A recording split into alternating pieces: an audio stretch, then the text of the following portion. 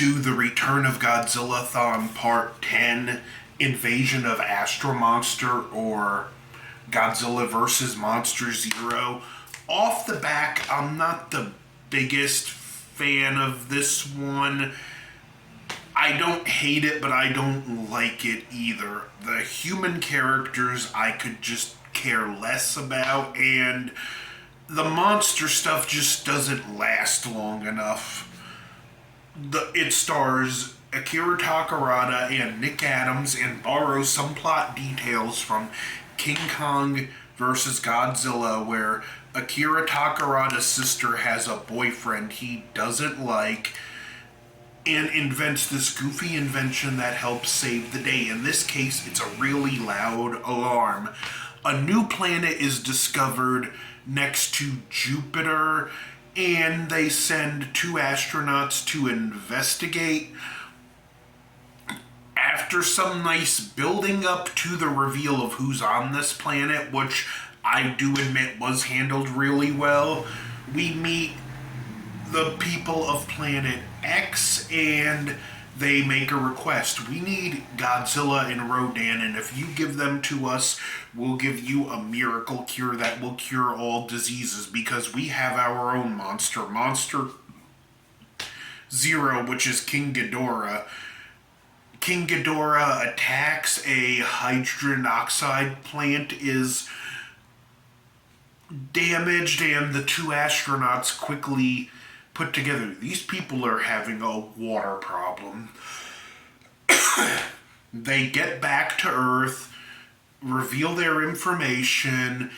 We get a scene with the Akira Takarada with his sister and her boyfriend, and Nick Adams is there too, and we see this is played a lot more mean-spirited, where in King Kong vs. Godzilla, the brother didn't like this boyfriend, but you could tell he didn't want anything bad to happen to him either. Where this one, if the boyfriend got hit by a car, the brother would probably be happy.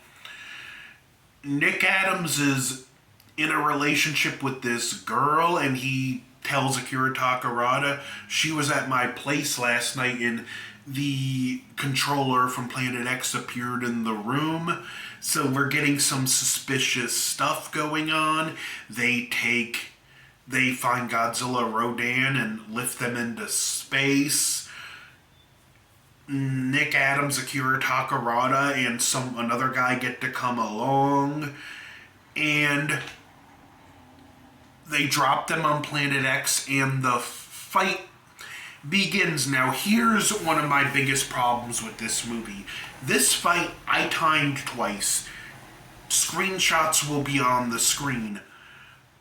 With the scene with the controller from Planet X talking to them, it's a minute 50 some odd seconds and change. Without his talking, it's like a minute 1 second. Ghidorah's soundly defeated. Rodan basically hops around a lot while Godzilla does most of the work. They're given a new ship with the cure, and they leave. But after the fight's won, Godzilla does do this funny dance that it at least makes me laugh. They get the cure to Earth, and it's just a recording saying surrender or we'll destroy you. The aliens return with all three monsters. The boyfriend and Nick Adams gets captured, but the girl from Planet X did fall in love with him, and she leaves a note saying that noise can kill them. Oh, nice that this guy invented this goofy alarm that makes a lot of noise. They use it to escape. The monsters are turned loose, and they actually do a television radio broadcast, and they're like, we know this sound is unpleasant, but turn your volumes up as loud as possible and let it play. And it disorients the spacecraft. It causes the men from Planet X a great deal of pain. They start firing on the control center, and it just it is a nice sequence. I love the music in this part. I'll give it that again, even though I don't care about this movie one way or the other too much. There are aspects I do love, and the music played during this part is one of my favorite pieces of music in all of the Godzilla franchise. Then they hit Godzilla, Rodan, and King Ghidorah with these rays that like cause them to have a seizure. At least that's what it looks like. The spacecrafts blow up. The building they're in gets destroyed by the military.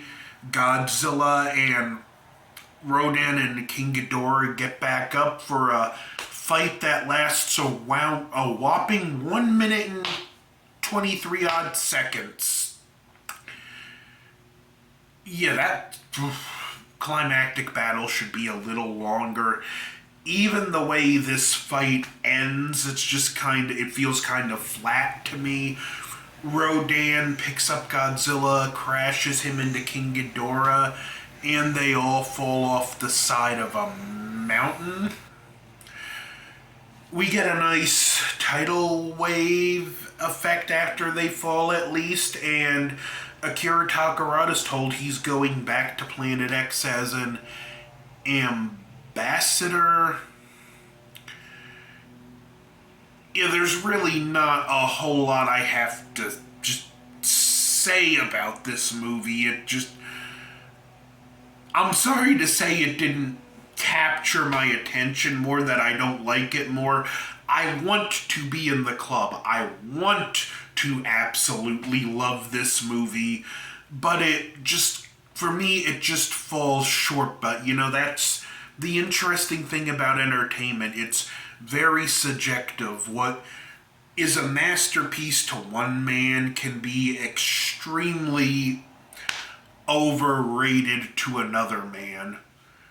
But next we continue with Invasion of Astro Monster, which at the very least, I'm going to have more to talk about with it. We're slowly getting through all the Showa films here, but yeah, we got more down in the future, so don't forget to like, share, comment, subscribe. The return of Godzillathon is marching along. Over and out.